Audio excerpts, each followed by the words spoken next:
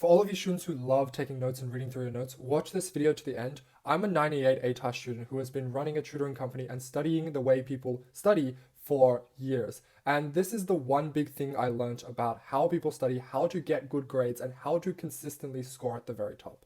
So you're probably very aware that there are students in classes who can seemingly learn everything without putting in a lot of effort.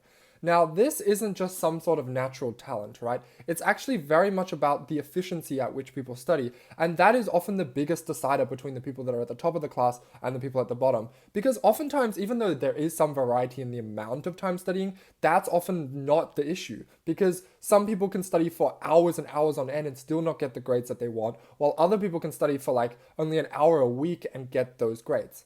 Now, what does this have to do with taking notes? Well, taking notes, I've found, is the number one biggest killer of studying efficiency. Because firstly, notes themselves are almost like a kind of trick to kind of trick yourself into feeling productive. But in reality, notes are not productive at all, especially if you spend a lot of time reading through notes or spend a lot of time kind of making really pretty notes.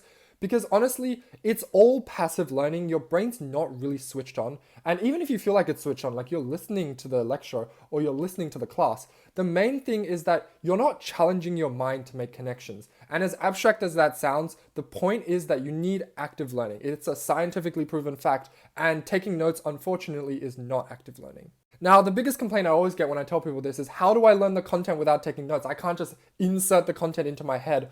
Well, you have to stop being scared of doing practice questions or doing flashcards very early on, even before you feel like you've read through the content. Because even if, let's say, I do a practice question, I have absolutely no idea how to do it. I might just scribble down an answer that's completely wrong. But after that, I look at the correct answer, and then maybe I write that down on a flashcard and look at it tomorrow. This, even though conceptually it's very similar to taking notes because you're just looking at the content, it's actually challenging your brain, and that is the difference between active and passive learning. So if you want just one study method that works every time, do a practice question. If you get it wrong, write it on a flashcard and then practice that flashcard. Now, English is one of the only subjects where you can't do this because you need feedback from a teacher. Well, that was until we made Polar Bear. Head to trypolarbear.com and we've got a really extensive essay marking system that can give you teacher-like feedback, but without having the teacher and the waiting time and the cost.